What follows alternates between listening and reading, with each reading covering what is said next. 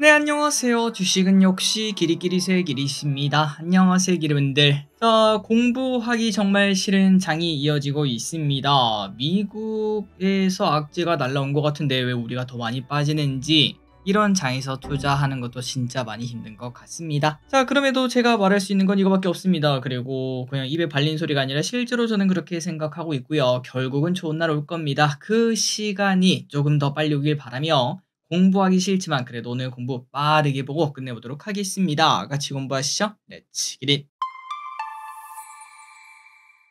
첫 번째입니다. 어제 미국 증시는 연준의 매파적 인하 여파를 이어가는 모습을 나타냈습니다. 이 와중에 발표되는 경제 지표들은 꽤나 견조했는데요. 3분기 GDP 확정치는 3.1% 성장을 한다고 하고요. 앞서 발표했던 속보치와 잠정치를 뛰어넘었습니다. 그리고 신규 실업수당 청구 건수도 직전 주보다 2만 2천 건이 줄어든 22만 건으로 미국 경제가 좋아도 너무나 좋다고 합니다. 그러다 보니까 금리 인하 속도 조절, 그게 타당하다. 뭐 이런 얘기가 좀 나오는 거겠죠. 한편 개별 종목단에서는 최근에 엄청나게 급등했던 양자모 관련주가 급등이 있으면 급락이 나타날 수밖에 없었죠. 급락하는 모습이 나타났습니다. 그 영향으로 오늘 국내 증시 양자 관련주도 조정을 받았습니다. 자, 그런데 오늘 우리나라 장은 아니 미국은 어제 별로 안 빠졌는데 우리는 왜 이렇게 빠지나요? 라고 봤더니 바로 이것 때문에 그렇습니다. 연말마다 돌아오는 미국 셧다운 이 공포 때문에 그러는데요. 그런데 이번은 진짜 다르다. 진짜 셧다운이 나온다. 그런 얘기가 등장하고 있습니다. 한번 보도록 할게요. 자, 미국 정부의 예산안 만료일이 하루 앞으로 다가왔습니다만 여전히 예산안을 처리하고 있지 못하고 있습니다. 미국은 다음에 예산이 그해 10월부터 적용되기 때문에 9월까지 예산 처리를 해야 되는데요.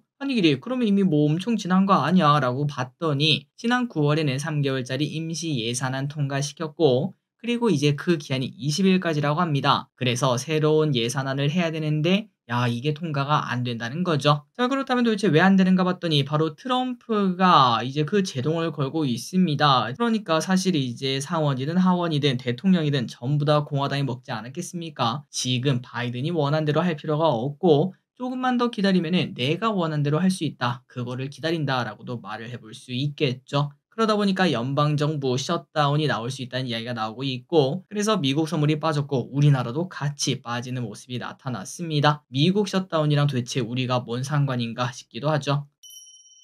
자, 그렇다면 이제 이걸 봐야겠죠. 과거에는 어땠냐? 한번 내용을 계속 보자면은 앞서 2018년 12월 22일부터 딱 지금이죠. 그리고 2019년 1월 25일까지 한 달짜리 셧다운이 있었습니다. 역사상 가장 긴 셧다운으로 당연히 이때도 증시 충격이 있었겠죠. 그래서 오른쪽에 주봉 차트 그때 당시를 보자면은 11월에는 쭉쭉쭉 올라가다가 12월에 급락하는 모습을 나타냈습니다. 이러한 걱정이 나타나면서 증시가 하락했다라고 볼 수 있는데 그런데 중요한 건 뭘까요? 맞습니다. 여기가 12월입니다. 12월에 바닥을 치고 12월 마지막 주에 바닥을 치고 오히려 크리스마스를 포함한 그 주 때는 아래 꼬리를 달고 쭉 올라갔고 1월부터는 쭉쭉쭉 올라가는 모습을 나타냈죠. 그래서 이 또한 똑같구나라는 걸 느낄 수 있었습니다. 모든 건 다 선반영이죠. 셧다운 공포감에 증시가 하락하긴 했지만 실제로 셧다운이 진행이 되면은 그때부터는 잠시 변동이 나올지라도 다시 올라가는 모습이 과거 2018년에는 나타났었습니다. 자, 물론 이번에는 다르다. 뭐 그런 얘기도 해볼 수 있겠지만 그래도 과거 데이터를 봤을 때는 큰 걱정, 그러니까 뭐 몇 주 동안 빠지는 그러한 걱정은 안 해도 될 것 같은데요. 그리고 어제 우리가 또 마삼, 나스닥 마삼일 때는 어떻게 됐을지 봤을 때도 대부분 한 열흘 안에는 이제 증시가 제자리를 찾아가는 모습이 나타났었죠. 그렇기 때문에 그게 딱 다음 주 정도가 아닐까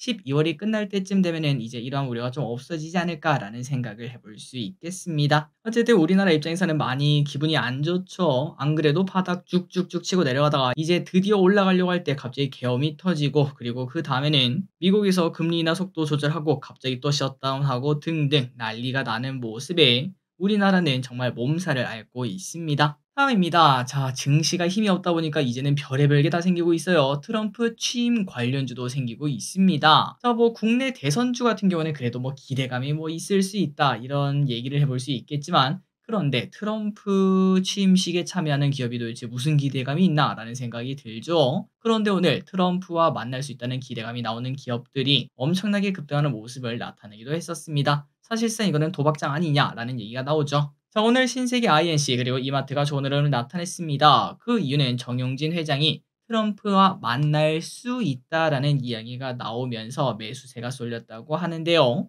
그리고 그 이유도 정말 황당했습니다. 정영진 회장이 미국에서 머물고 있는데 체류 기간이 예정보다 늘어나다 보니까 야 이거 트럼프 만나는 거 아니냐 이러한 가능성이 나왔다고 합니다. 또한 SN그룹주도 급등했습니다. 우호연 SN그룹 회장이 트럼프 취임식에 초청을 받을 것으로 보인다 이런 얘기가 나타나면서 그룹주가 상승했다고 하네요. 진짜 기가 막힌 하루입니다. 다음입니다. 이 와중에 공모주는 또 좋은 흐름을 나타내고 있습니다. 오늘 상장한 친구는 누군가? 바로 코넥스 이전 상장 기업 듀캠바이오인데요. 뇌질환, 암 진단 및 치료 방사선 의약품을 개발하는 기업이라고 합니다. 다만 이 기업 경쟁률이 47대 1로 매우 끔찍했었습니다. 거기다가 코넥스 이전 상장이라 기대감이 당연히 없었지만 그럼에도 또다시 좋은 흐름을 나타내면서 깜짝 상승을 나타냈습니다. 그래서 이런 걸 보면은 주식이든 아니면 공모주든 모두가 외면할 때가 결국 기회구나라는 걸 느낄 수 있죠. 그래서 오늘 성적은 공모가 8,000원, 시초가 12,100원, 고가 14,100원을 찍고 내려오는 모습을 나타냈습니다. 다음입니다. 이 와중에 오늘 자율주행은 그래도 따뜻한 모습을 나타냈습니다. 장 막판에 증시가 계속 빠지면서 결국 윗꼬리를 달기는 했지만 어쨌든 오른 이유가 뭔가 봤더니 테슬라가 텍사스에서 로보택시 출시를 위한 협의를 하고 있다. 이러한 소식이 등장을 했죠.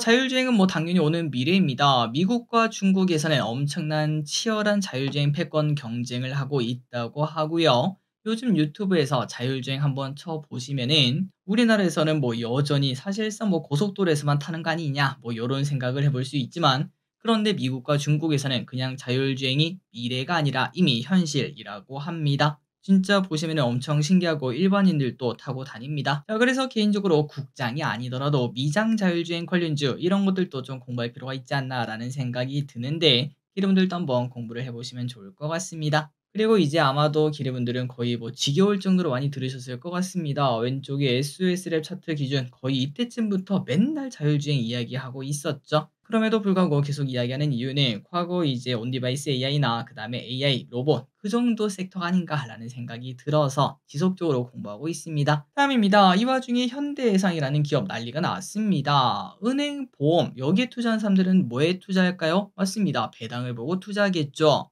그런데 오늘 이제 현대해상에서 나온 리포트를 보면은 현대해상이 향후 2년에서 3년간 배당이 어렵다는 이야기가 등장을 했습니다. 무슨 말도 안 되는 소린가 싶기도 하죠. DB금투에서는 금리 인하로 인해 기타 포괄 손실 확대 그리고 해약 환급금 준비금 증가로 올해는 배당을 하기 어렵다 이렇게 예상을 했습니다. 그래서 목표가를 42,800원에서 26,900원으로 반토막을 내버리는 모습을 나타냈어요. 그러다 보니까 지금 가격 아니겠습니까? 이제 급락을 피하지 못했다고 합니다. 다음입니다. 요즘 자주 하는 생각, 특히 뭐 샤워할 때 이런 생각을 많이 합니다. 만약 트럼프가 당선이 되지 못했다면은 과연 지금 주도주는 뭐였을까라는 생각이 들고 그리고 또 계엄령이 없었다면은 지금 우리나라 증시는 어떨까 이러한 생각을 가끔 하곤 합니다. 자, 그런데 오늘 원전에서 좋은 소식이 떴거든요. 해외 원전 신규 건설이 아닌 리모델링 사업도 수주를 했다는 소식이 떴습니다. 루마니아에서 2.8조 원 규모 수주를 했다고 하며 이는 절대 작은 숫자가 아니죠. 앞으로 이러한 수주가 계속 이어진다고 볼 수 있으니까요. 하지만 이러한 소식이 떴음에도 원전에 대한 기대감 상실 그리고 또 시장도 안 좋다 보니까 관련주는 오르다 말고 오히려 하락하는 모습을 나타내기도 했습니다. 다음입니다. 그리고 대왕고래도 뭐 비슷한 처지인 것 같습니다. 오늘부터 본격적으로 시추를 시작한다고 하거든요. 만약에 계엄령이 없었다면 야, 요 친구 그래도 한 4만 원 이상은 최소한 있었지 않을까라는 생각이 드는데 그런데 오늘 기대감이 충분히 생길 만한 소식이 나왔음에도 보합권을 유지하고 있습니다. 자, 그럼 어떤 소식이 나왔나? 오늘 새벽부터 대왕고래 시추가 본격 시작되었다고 하는데요.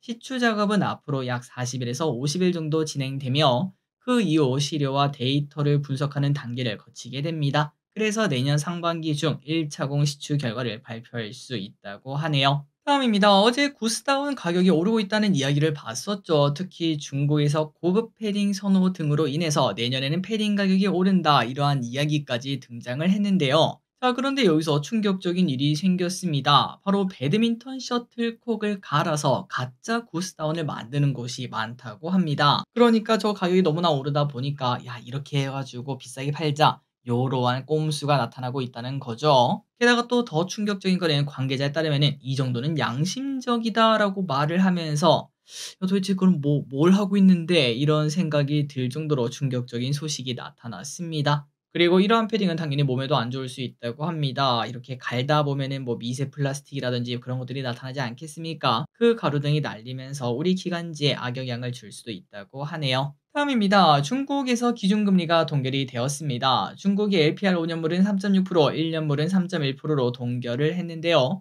시장에서도 동결을 할 것으로 예상했는데 예상대로 결정이 되었습니다. 자, 최근 들어 중국에서는 안전 자산에 대한 관심이 쏠리면서 채권 수요가 증가했고 국채 금리가 오히려 하락하는 모습이 나타났습니다. 그러다 보니까 금리를 인하하기 어렵다 뭐 이런 평가가 나왔다고 하네요. 하지만 끝이 아닙니다. 지난 중앙정치국 회의에서 기존에는 적극적 재정 정책과 온건한 통화 정책 이렇게 말을 했었지만 그런데 그거를 수정했죠. 더 적극적인 재정 정책 그리고 적절히 완화적 통화 정책 요렇게 바꾸기로 했었기 때문에 추가적인 금리 인하 같은 완화 조치가 충분히 나올 수 있는 상황이라고 합니다. 전부 다 그걸 기다리고 있겠죠. 그리고 이 소식도 오늘 떴는데 딱히 효과는 없었던 것 같습니다. 혹시 검정치마라는 밴드를 아시나요? 저는 들어보기는 했었는데 한국 인디 밴드라고 합니다. 이 밴드가 10월에 중국에서 공연을 개최했었는데 앞으로도 몇 차례 공연이 남아있다고 해요.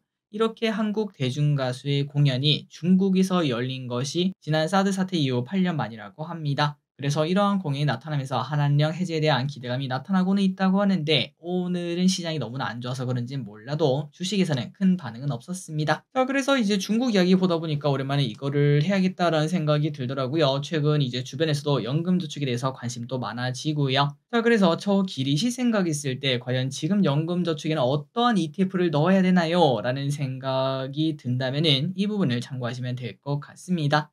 자, 참고로 작년에는 중국 그리고 항생이 좋다라는 시각을 계속 공유를 했었습니다. 실제로 제 5030 계좌 거기서도 투자를 했었고요. 그런데 지금 보니까 별 차이가 없어 보이지만 저점 대비 50%가 오르는 모습을 나타내고 있습니다. 자, 그렇다면 이제 내년을 대비해서는 어떤 ETF를 파야 될까라고 봤을 때 그리고 일단 먼저 말씀드릴 거는 당연히 저의 개인적인 시각이라서 이게 정답이라고 말할 수는 없고요. 여러 고민을 같이 해보시면 될 것 같습니다. 그리고 당연히 이제 또 연금저축하면은 미국 아니겠습니까? 미국 지수 ETF 그거는 뭐 누구든지 말할 수 있는 거니까 그건 제외하고 보도록 할게요. 일단 첫 번째는 중국입니다. 여전히 중국의 기회가 있다고 생각해요. 내년은 중국의 해가 될 수 있다. 요 정도까지도 생각을 하고 있고 전 세계가 힘들 때 홀로 경기 부양을 하는 나라 여기에 집중을 해야 될 것 같습니다. 참고로 경기 부양에 대한 그 힘은 아마도 우리 코로나 때 보셨을 것 같습니다. 전 세계 경제가 박살나는 와중에도 경기 부양 하나로 증시가 올라갈 수 있다는 걸 우리는 직접 느껴봤었죠. 그래서 이제 위 ETF 말고 다른 ETF도 정말 많습니다. 그런 것들을 참고하시면 될 것 같고 다음으로는 이겁니다. 미디어 엔터, 그 다음에 이제 AI와 로봇 이러한 ETF를 관심 있게 보면 좋을 것 같은데요. 빠질 만큼 빠진 게임 그리고 엔터 산업 이미 최근 바닥을 치고 올라가는 모습을 기대분들이 이미 알고 계실 거라고 생각합니다.